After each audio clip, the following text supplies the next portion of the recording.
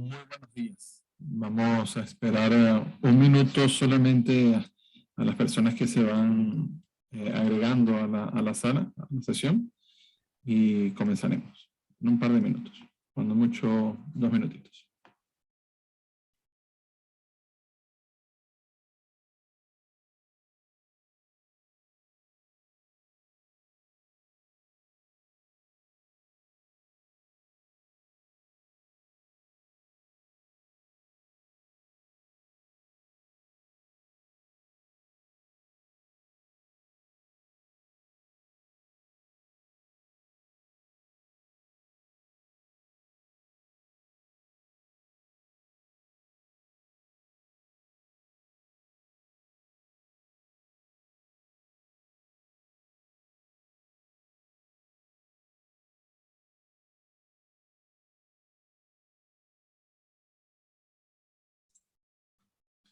Muy buen día.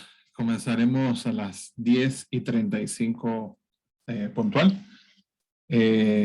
Solo para esperar unos 5 minutitos, es decir, 3 minutos más, o 2 en realidad, para las personas que se están agregando en este momento.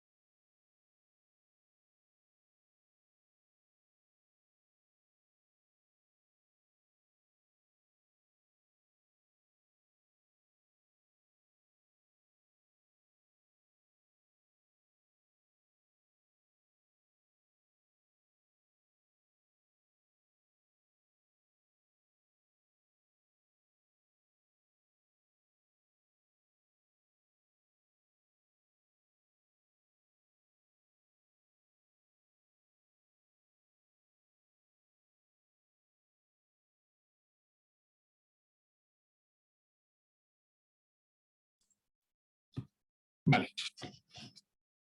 Muy buenos días a todos. De verdad, muchas gracias por participar en esta sexta sesión de la creación de valor para el trigo de Estados Unidos. Hoy tengo el gusto de compartir de nuevo la sesión con nuestro vicepresidente técnico de servicios técnicos a nivel global, el señor Mark Fowler. La presentación la realizaré yo en español, pero toda la información que está en esta presentación fue realizada por ambos. Igual, para cualquier consulta, no solamente pueden contar conmigo, sino con un buen grupo de especialistas técnicos que les muestro a continuación. Aquí pueden ver al grupo de técnicos, cada uno en diferentes áreas, con lo que ustedes pueden contar normalmente a través de nosotros como oficina en Santiago. Lo ideal es manejarlo de esta forma para también mantener un poquito la organización o la forma de trabajar de nuestra oficina. Importante hacerles entender que nosotros, toda la información que nosotros compartimos es solo una guía, es solo para apoyarlos y para darles un poquito más allá de solamente el servicio de mercadeo del trigo de Estados Unidos, sino un poco más allá, ir a la parte técnica y ver qué problemas pueden tener, en qué podemos ayudarlos, si es algo en mezclas de trigo o información que ustedes necesiten específica. Recordarles que muy pronto vamos a tener el reporte de calidad de la cosecha, que estén atentos a nuestras redes sociales que estaremos publicando cuando sea el reporte de la calidad de la cosecha, las presentaciones, así como también cuando estará disponible en nuestra página web. Esa foto que ven abajo a la derecha es el laboratorio de nosotros como Asociación de Trigo de Estados Unidos. Está ubicado aquí en Chile, en Huechuraba, en la Universidad Mayor. Va a contar con la gran mayoría de los equipos de análisis físico-químicos y biológicos, así como también una zona de panificación con un molino experimental, algo muy completo que de verdad los estaremos invitando no solo para la inauguración, sino para cualquier proyecto de desarrollo de mezclas de trigo o lo que ustedes vean conveniente. De nuevo, hacerles recordar que además de que cuentan con este grupo de técnicos, cuentan también con consultores específicos que si necesitan desarrollar algo muy particular. ¿Okay? Voy a retirar mi cámara un segundito. Listo. En la sesión anterior hablamos sobre el tamaño de partícula y cómo afectaba esto a la funcionalidad de las harinas. Cómo era cada una de estas granulometrías, cómo tenían diferentes valores o diferentes resultados a nivel físico, químico y biológico, así como también en la producción de productos de cada uno de estos trigos, para trigos suaves en galletas, para trigos fuertes en panificación, y pudimos ver que existe una gran diferencia entre los tamaños de partículas y la funcionalidad de las mismas. Hoy queremos ir un poco más allá, como una segunda parte de la presentación anterior, y hablar sobre la correlación que tiene este tamaño de partícula con un análisis muy específico que es el almidón dañado. El almidón dañado es el único, o se puede decir el que mejor correlación tiene con el tamaño de partículas. Todos los demás análisis varían dependiendo de la dureza y de las características del trigo, en cuanto a que pueden aumentar o disminuir sus valores dependiendo de las características del trigo. Pero en el caso del almidón dañado, a lo largo de todas las clases, podemos ver que él va aumentando a medida que va disminuyendo el tamaño de la partícula. Debido a esto, pensamos que sería importante ahondar un poco más en este tema. En específico, hoy hablaremos un poco sobre la importancia de medir el almidón dañado, cómo podemos medirlo, cuáles son los equipos que existen o los sistemas que existen, las características del trigo, cómo pueden afectar también el almidón dañado, el impacto que tiene el proceso de molienda en el almidón dañado, cada una de sus etapas, y al final vamos a hablar un poquito sobre el almidón dañado en los productos terminados, los productos de trigo, pan, pasta, galleta, cómo se ven afectados cuando aumenta de manera incorrecta o sin control el almidón dañado. ¿Okay? Centrándonos en el almidón dañado, podemos ver que siempre, o por lo menos lo que más se toma en cuenta normalmente en el trigo es la proteína y su funcionalidad, pero el almidón queda a veces como de segundo o como menos importante, pero tiene un gran valor, tiene una gran importancia en muchos factores, pero principalmente en la absorción del agua y de cómo libera esa agua dependiendo de la etapa en el proceso de producción de cualquiera de los productos que estemos realizando. En el caso del almidón natural, puede absorber entre 0.3 y 0.4 veces su peso en agua, En el caso del almidón dañado puede aumentar hasta 4 veces su peso en agua. ¿Okay? Eso es la cantidad de agua que puede absorber. Algunos libros hablan de valores superiores, 5 hasta 8 veces su peso en agua, pero esto ya estamos hablando de almidones que normalmente son modificados, ¿ok? Hasta 10, se puede decir hasta 10 veces, almidones modificados, pre-gelatinizados, ¿ok? Sirve o es muy importante tomar en cuenta las características del almidón natural, que acuérdense que en el trigo ya de manera natural tenemos almidones dañados y va muy relacionado con el Fanning number o con el amilógrafo. Cualquiera de los dos resultados te puede dar mucha información sobre qué tanto puede estar este almidón en proceso de fractura o de que pueda ser funcional para absorción de agua. Adicionalmente tenemos obviamente las prácticas de molienda, que son las que van a hacer que ese almidón aumente o disminuya su daño y genere mayor o menor absorción. Y en cuanto a los problemas que podemos, o las variaciones que podemos tener en el proceso de producción de cualquiera de nuestros productos, sea pan, galletas, pasta, normalmente lo que más vemos importante son el tiempo de vencimiento o el almacenaje en anaquel, los cambios de color en el producto terminado, ¿okay? Las dimensiones en el caso de las galletas, obviamente en el pan puede afectar, va a afectar el volumen, pero en el caso de las galletas es como más, se ve más resaltante cuando hay un pequeño cambio de almidón dañado, se ve se ve reflejado en la producción de galletas y en los cambios de dimensiones, disculpe. Y obviamente va a afectar en el proceso, tiempos de mezclado, tiempos de horneado, temperaturas de horneado, ¿okay? Todo esto puede afectar. Los niveles de almidón podemos determinarlos por medio de diferentes equipos. Uno, o el más común, es el SD-Matic de Chopin, que cuenta con su método ACC. También contamos con el método que estamos utilizando o que estamos tratando de trabajar en mayor vez, el SRC, ¿okay? Que mide muchos otros factores, ¿okay? Como en proteínas bajas pueden medir lo que son gluteínas y pentosanos adicionalmente, y en proteínas altas lo que es la gliadina, el macropolímero del gluten y la fuerza general del gluten, dependiendo del solvente que se vaya a utilizar, ¿okay?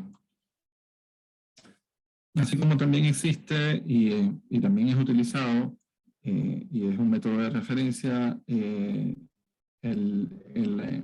kit de Meganzyme, que existen otras firmas, pero la más conocida o la más utilizada es este.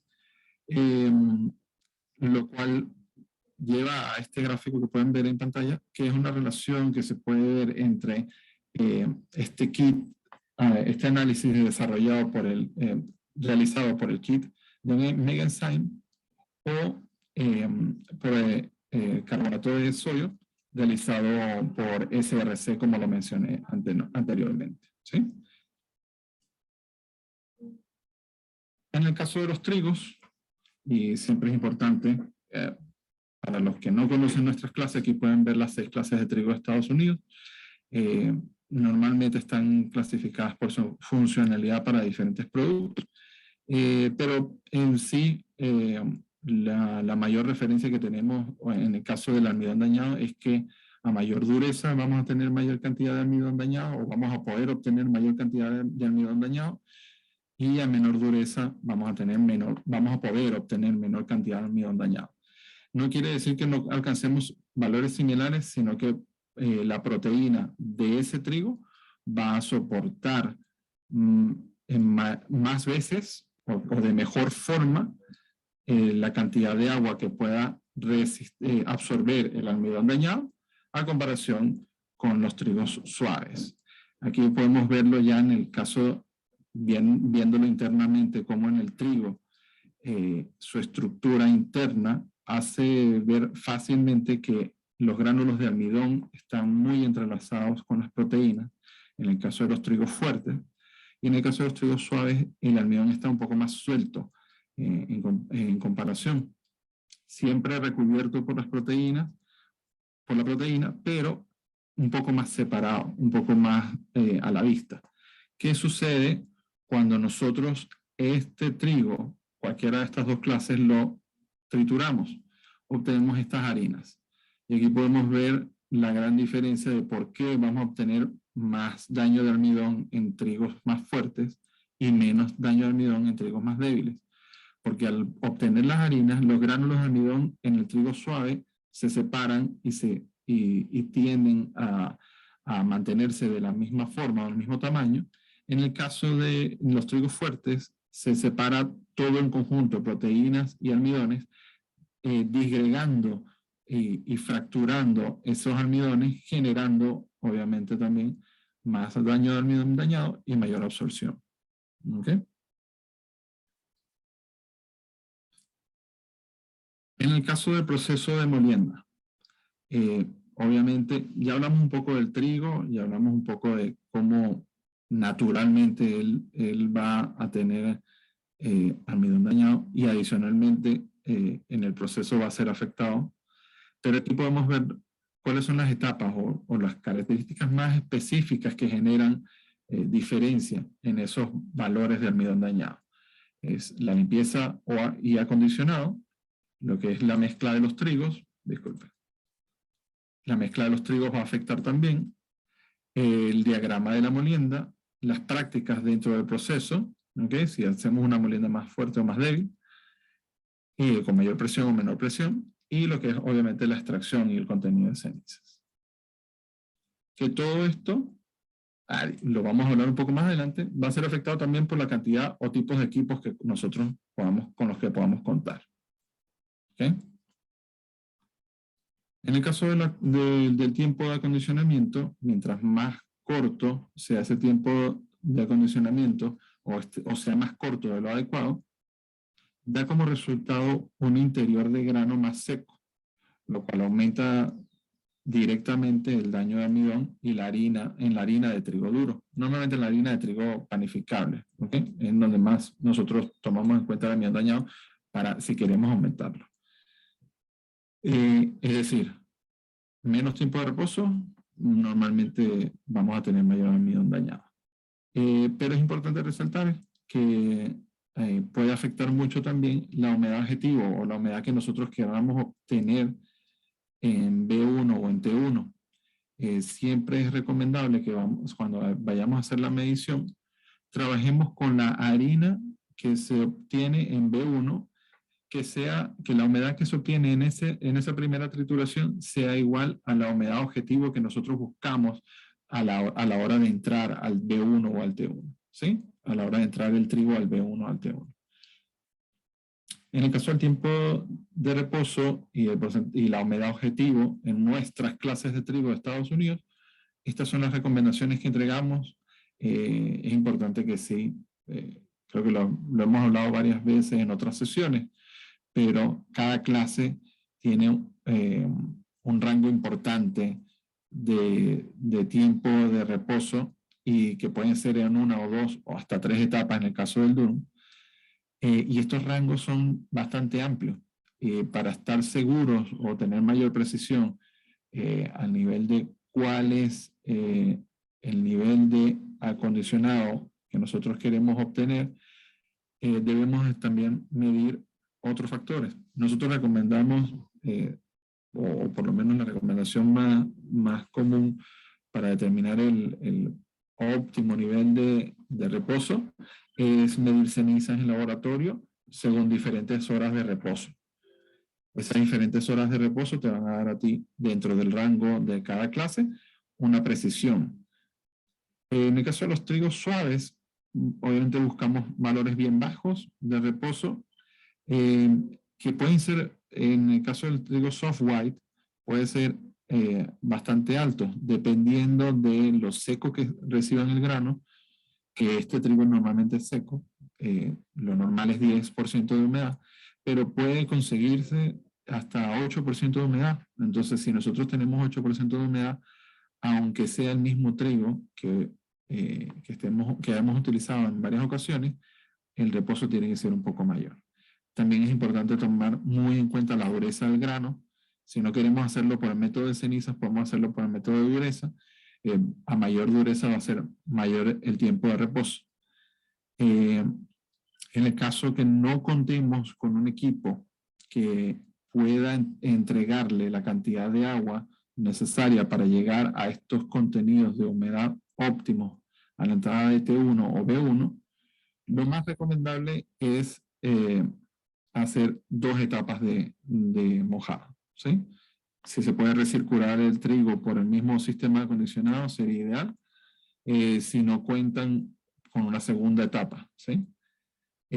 Como les dije anteriormente, el trigo más seco tiende a aumentar el almidón dañado, ¿ok? En un igual el menor tiempo de reposo, aunque nosotros fijemos una humedad objetivo, si hacemos un tiempo de reposo menor al adecuado, aunque entreguemos la cantidad de agua suficiente, no va a estar lo suficientemente húmedo el endospermo y vamos a tener también mayor almidón dañado. ¿Okay? Ya hablamos un poco del trigo y sus características. Hablamos de la preparación del trigo hacia el proceso de molienda. Ahora hablemos un poco dentro del proceso de molienda. ¿Qué factores debemos de tomar en cuenta para el almidón dañado? ¿Okay? ¿Cómo puede ser afectado dentro de nuestro proceso? ¿Okay? Cada uno de los flujos de harina y dónde debemos de buscar primero. Esto es una información adicional que quería entregarles. No va directamente relacionada con el tema de almidón dañado. Es más que todo para cuando vean los gráficos o vean los diagramas de flujo más adelante o quieran comparar un diagrama de molienda suizo con uno italiano o con uno de los Estados Unidos, puedan entender cuál es la etapa que se está mencionando, ¿sí? Porque la mayoría estamos, y me incluyo, estamos acostumbrados a los diagramas suizos, pero hay mucha información que se encuentra con diagramas italianos o estadounidenses. Si hablamos de Europa, normalmente conseguimos diagramas italianos y es importante ver la correlación entre las diferentes nomenclaturas que existen según el fabricante.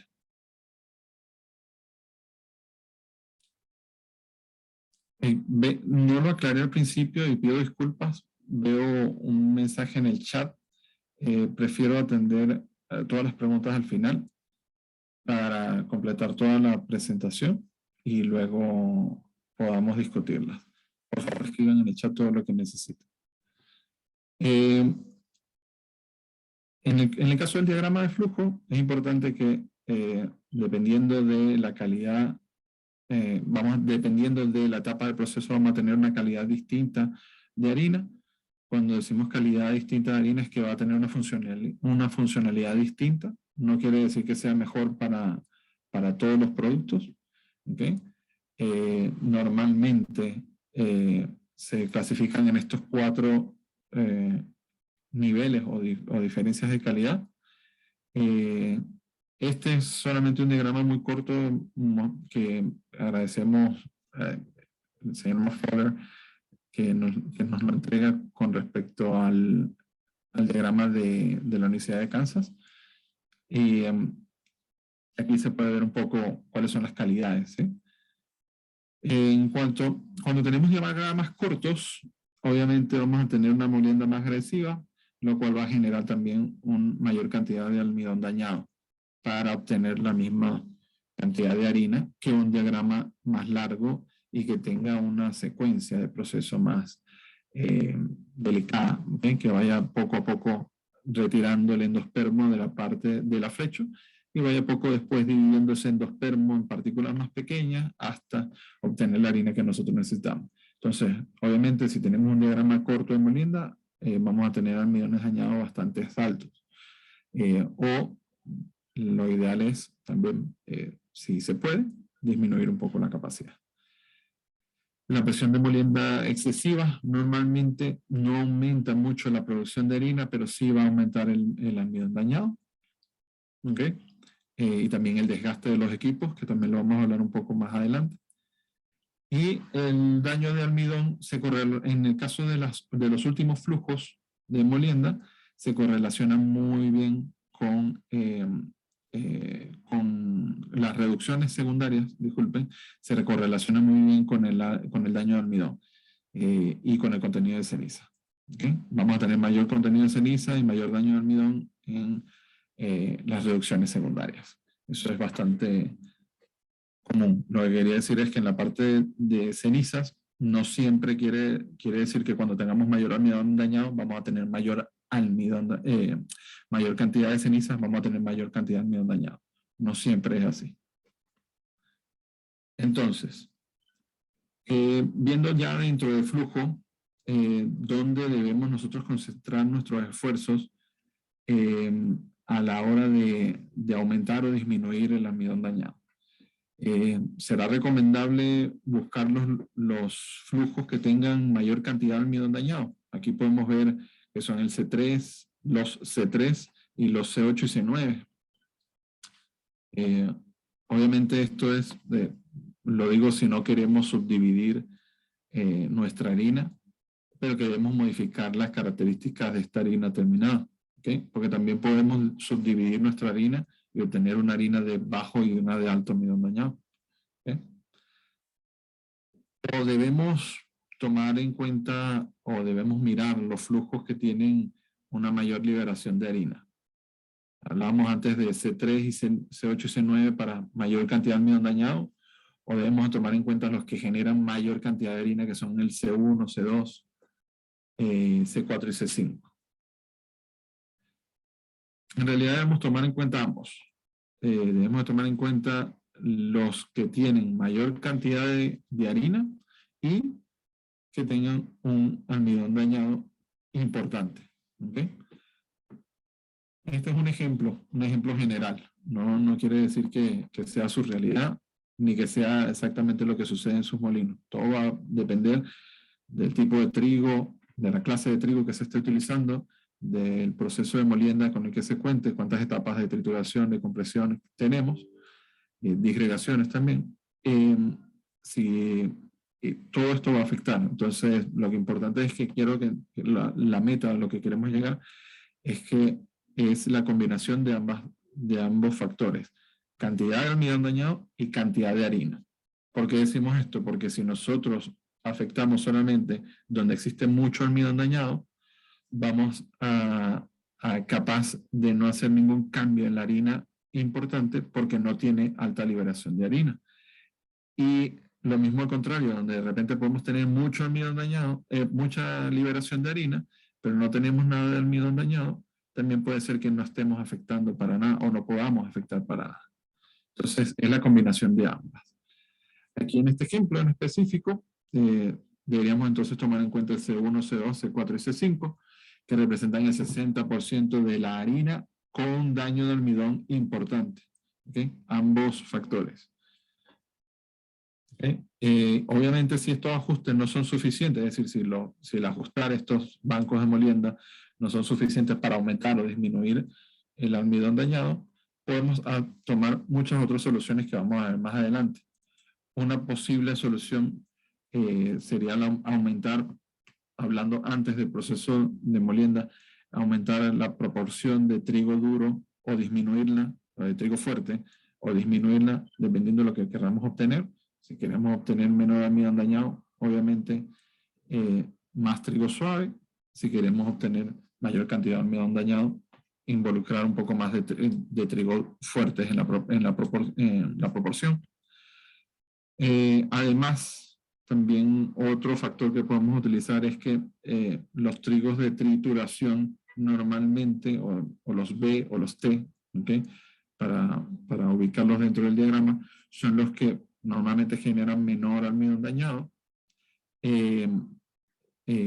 Entonces, en este caso, pudiésemos, si queremos disminuir la cantidad de almidón dañado, tratar de obtener más cantidad de harina en estas etapas, ¿sí?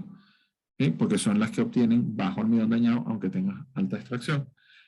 O todo lo contrario, es decir, si queremos obtener mayor cantidad de almidón dañado, tratar de que en las trituraciones obtengamos menos cantidad de harina, ¿sí? Eso también puede ser un factor. Y otros factores que se toman en cuenta ya dentro del proceso de molienda es el cerrar o abrir las telas de harina o de productos intermedios que vayan de una etapa a otra. Es decir, si nosotros reducimos el tamaño de la abertura del tamiz en unas trituraciones, normalmente cuando reducimos ese tamaño de apertura en las harinas, ¿qué es lo que va a suceder? Más producto va a ir hacia las compresiones y más dañado vamos a obtener.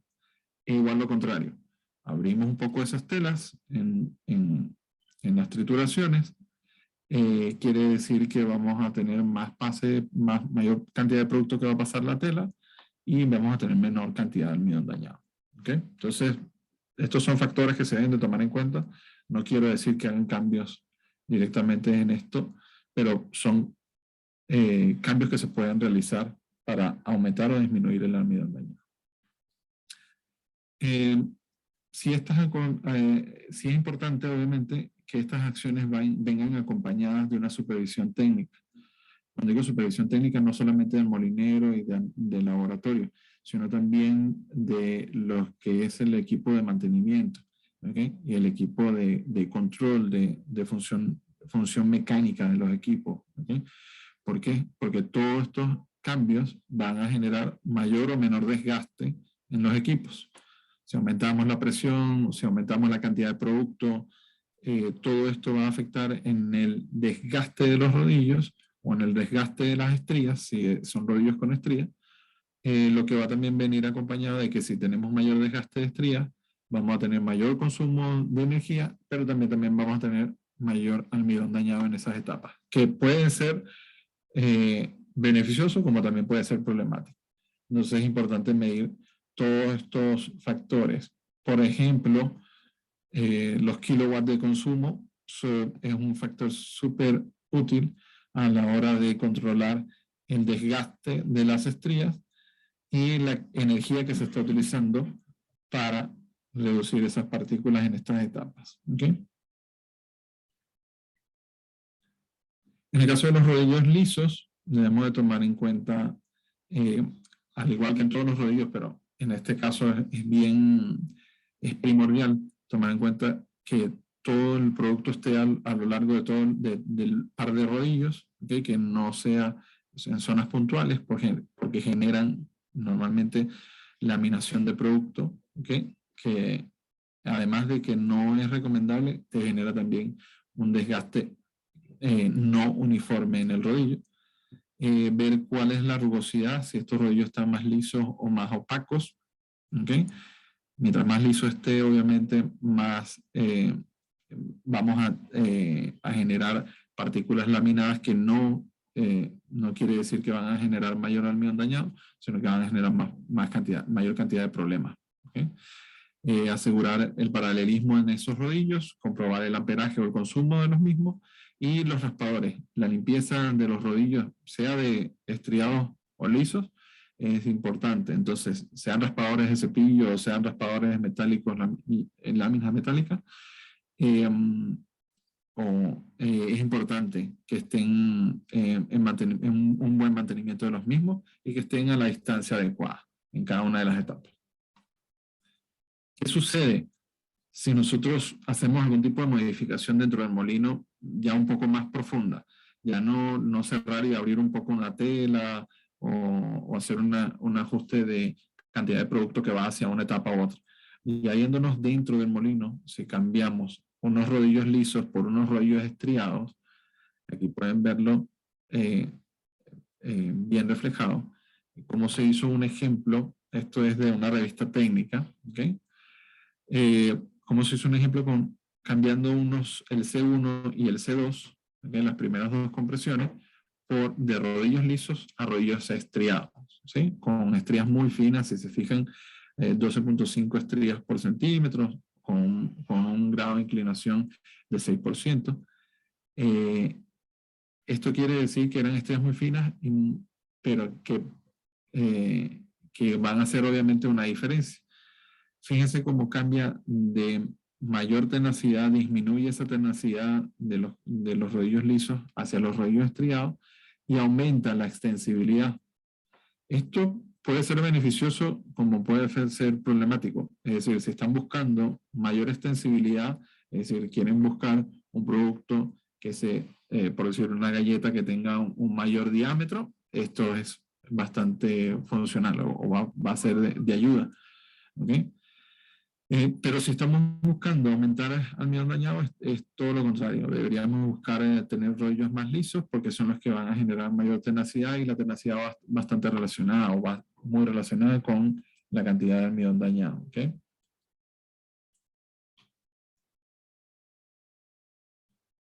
Otro equipo en donde se puede hacer modificación o cambio es en el desatador, impactador o entolete. En muchas empresas lo llaman distinto, hay cualquier cantidad de nombres. Golpeador, lo he escuchado como burrita, de todo tipo. Este equipo va debajo de los bancos de molienda, ¿okay? Y lo que hace es separar las partículas de endospermos que estén juntas y trata de también separar un poco lo que es el aflecho del endospermo. No es tanto el factor más importante que trata de modificar, sino en realidad lo más importante es separar esas partículas de harina y que cuando vayan a pasar por las telas sea más fluido el producto a través de las telas. O de las tamices. ¿Esto qué quiere decir? Que este equipo es muy útil si nosotros queremos que muchas partículas pasen directamente como harina, ¿sí? O pasen lo más rápido posible hacia las harinas terminadas. Pero si nosotros lo que buscamos es de aumentar el almidón dañado, una posible solución pudiese ser bypasseando, sea por completo o en parte, porque no tiene que ser por completo, puede ser parte del producto que sea bypasseado, estos equipos. ¿Okay? Eso ayuda a que las partículas se mantengan unidas. Eso genera que también mucho producto quede encima de la malla. Y aquí en este ejemplo de este diagrama en específico, lo que salga del C2, en vez de ser de repente harina terminada, pase a un C3. ¿Qué quiere decir esto? Que va a ser remolido ese producto, va a volverse a moler y va a generar un poco más de almidón dañado. ¿Okay? Otra modificación o adición o equipo que podemos incluir dentro de nuestro proceso es el pulidor intensivo o el debranding o perlado.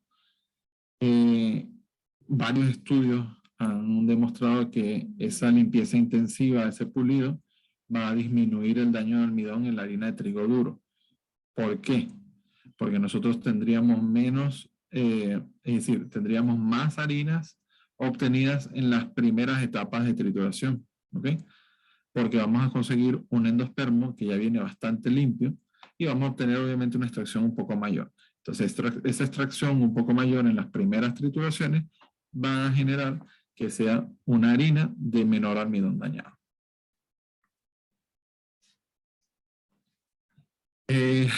Aquí ya entregamos algunas ideas dentro del proceso de molienda, ya hablamos un poco sobre los sistemas de acondicionado, cómo el mismo trigo puede afectar al almidón dañado. Aquí entrego esta información de Chopin, ¿okay? Esto no es información nuestra, cortesía de ellos, donde podemos ver las ecuaciones para determinar los valores óptimos de almidón dañado en base a la proteína. Siempre es importante que esto sea una guía, que no sea una regla o el valor más importante, vamos a decirlo así, o el único valor a tomar en cuenta, sino que esto sea una guía para ustedes como un factor adicional de tomar en cuenta cuánto sería lo máximo que esa proteína pudiese resistir. ¿Okay? Obviamente esto va muy relacionado con la dureza del grano. ¿Okay?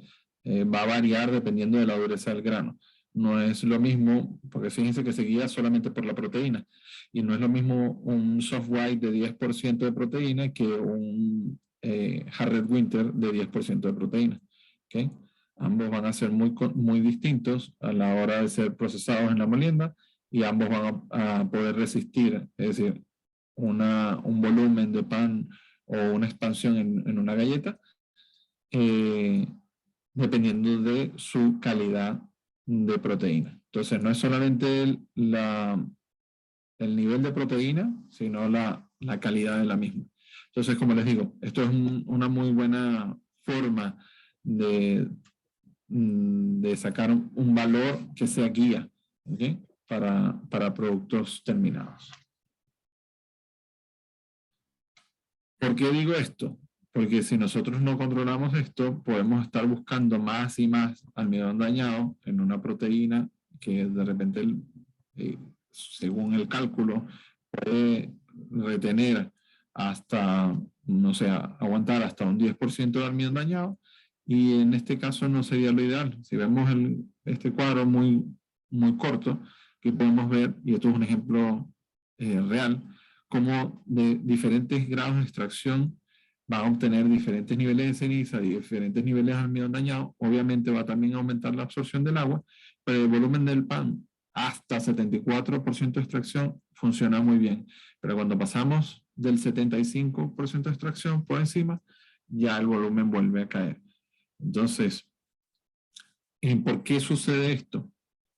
Esto sucede bastante común o bastante fácil de ver, porque es que es como si alguien tratara de colocar bloques para una pared sin colocar ningún tipo de cemento.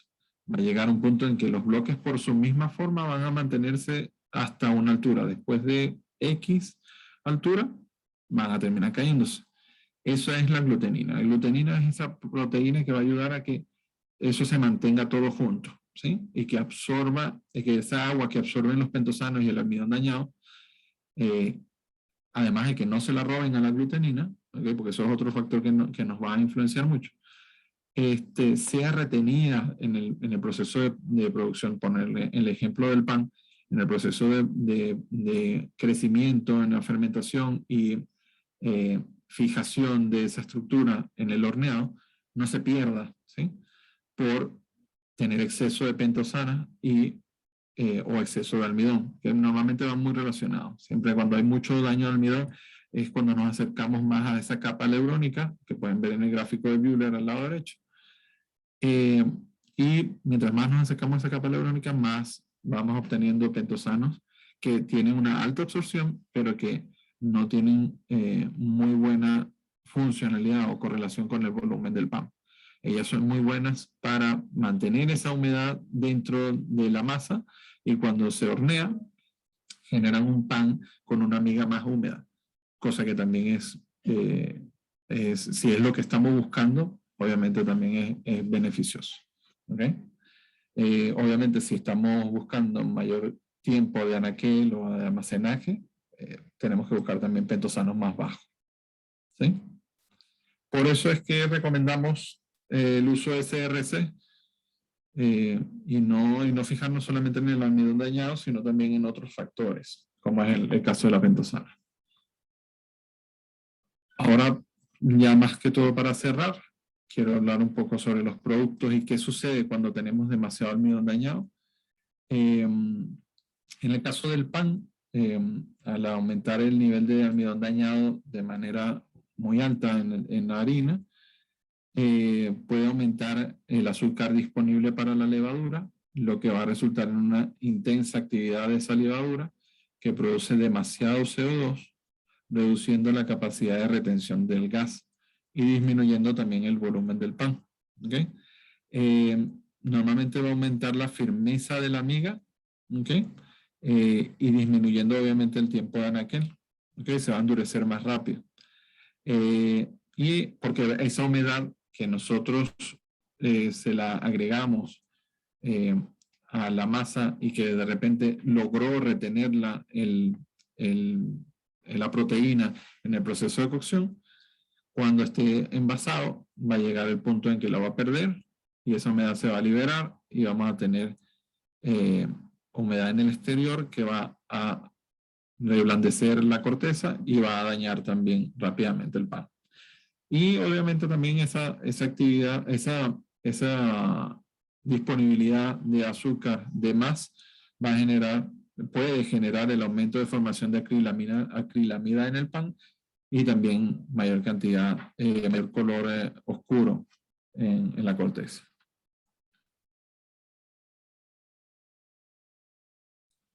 En el caso de otros productos, como son las galletas,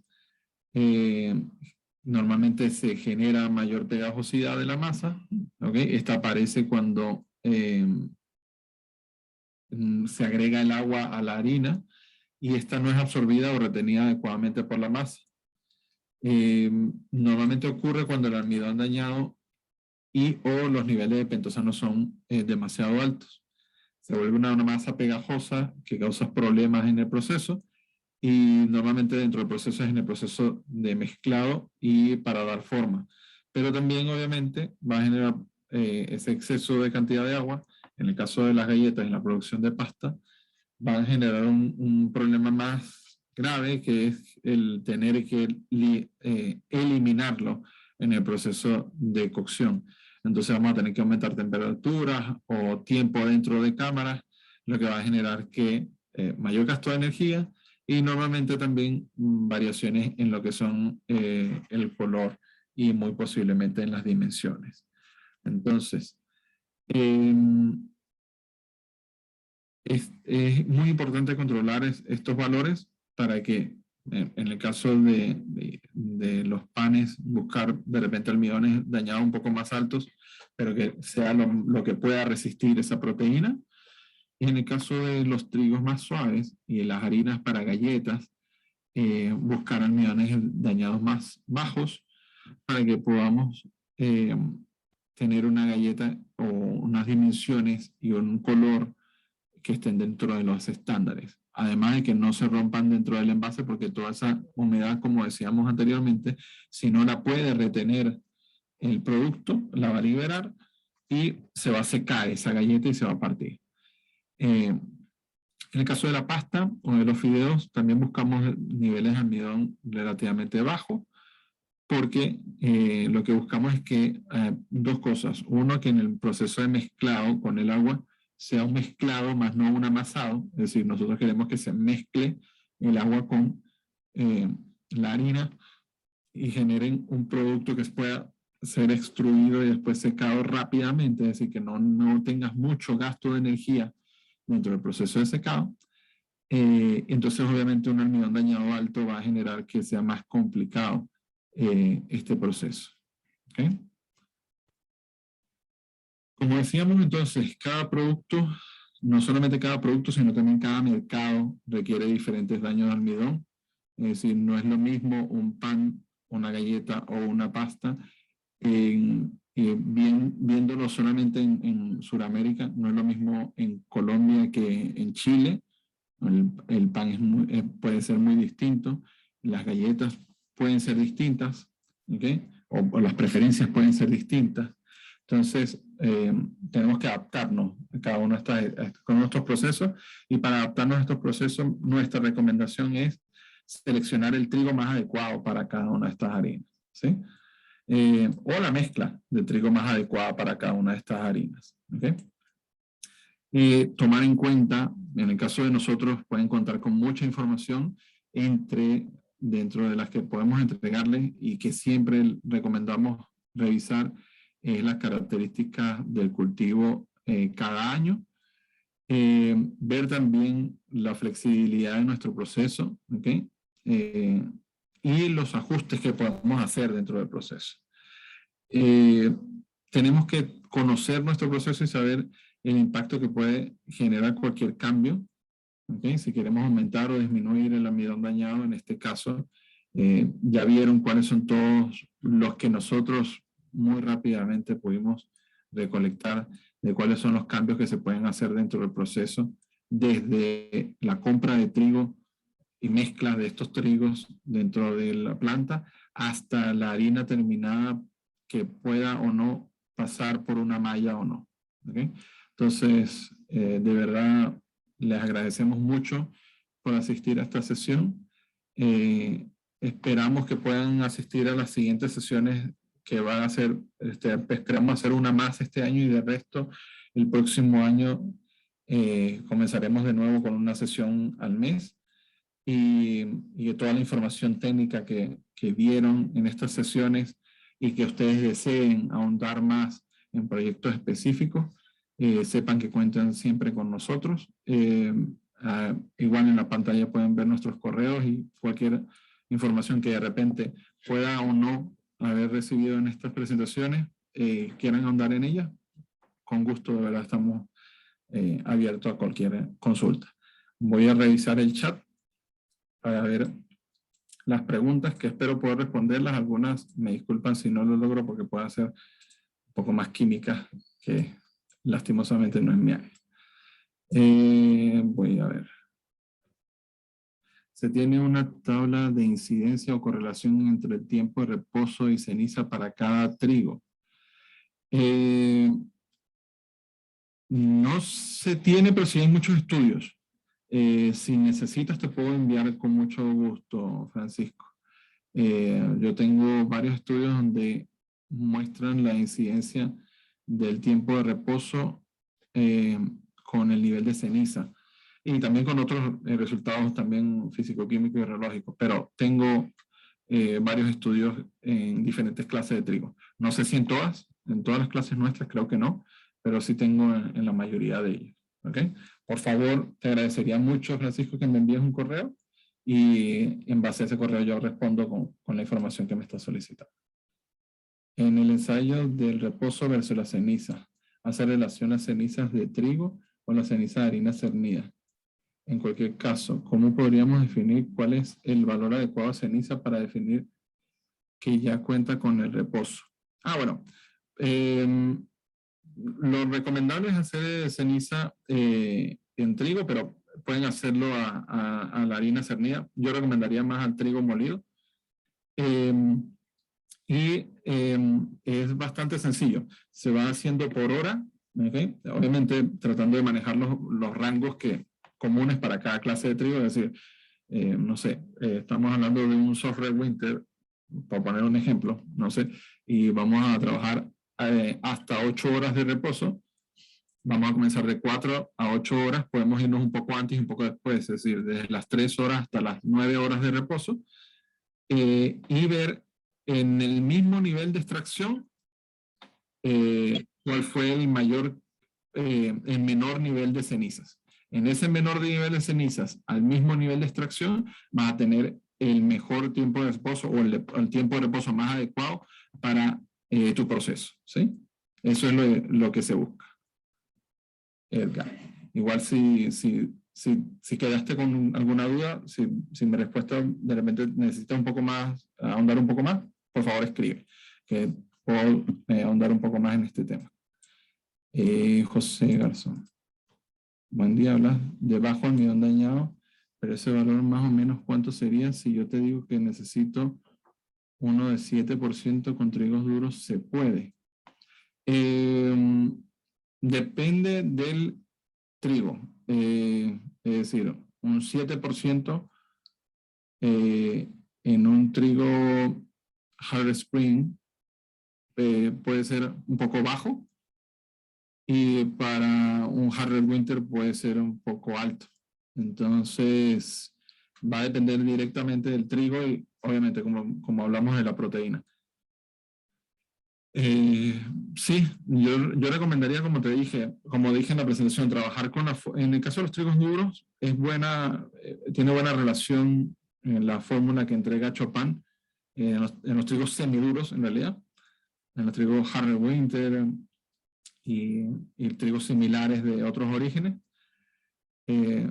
Sí se puede utilizar la fórmula según la proteína, y ahí te recomendaría que te guíes con ese valor, pero si vas hacia trigos más fuertes, como es un Hard Spring, pudieses ir por encima de lo que entrega la fórmula, ¿sí?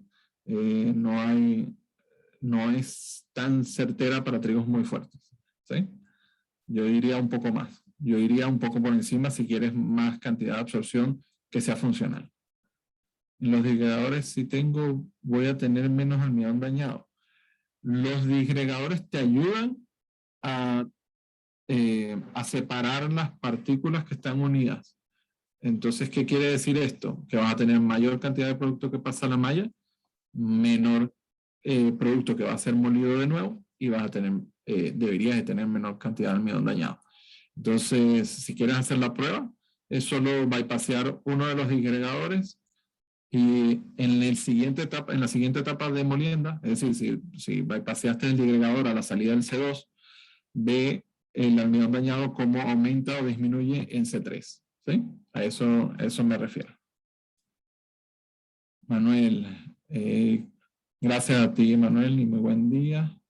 ¿Qué tan variable puede verse el daño de almidón cuando los granos presentes en una mezcla tienen diversos tiempos de reposo? Uy, ¿qué tan variable puede verse el almidón dañado cuando los granos presentes en una mezcla tienen diversos tiempos de reposo? Mira, si son trigos, es decir, clases de trigos similares, de diferentes orígenes, y el tiempo de reposo es el óptimo para cada una de esas clases, yo diría que es muy poca la variable. Pero si tú estás incluyendo dentro de tu mezcla de trigos fuertes y trigos débiles, es muy alta la variabilidad que vas a tener en el almidón dañado. Cuando digo muy alta, es que puede variar hasta en un 1%. ¿Okay? Al momento de abrir las telas para daño de almidón, ¿esto podría aumentar más la ceniza? Sí, sí. Normalmente puede aumentar más la ceniza. No quiere decir que sea una regla. Es decir, eh, también dependiendo de qué tela. Es decir, si estás abriendo las telas de las primeras compresiones, no debería de aumentar mucho la ceniza. Sí va a aumentar el almidón dañado, pero no debería aumentar mucho la ceniza. Pero si abres las telas de las compresiones medias finales o las disgregaciones, dependiendo de cómo sea tu diagrama de flujo, sí va a aumentar mucho la ceniza. Buenos días. ¿Qué efecto tienen los almidones dañados en tener un trigo duro Harry Winter con exceso de reposo? Por ejemplo, 50 horas. ¡Wow!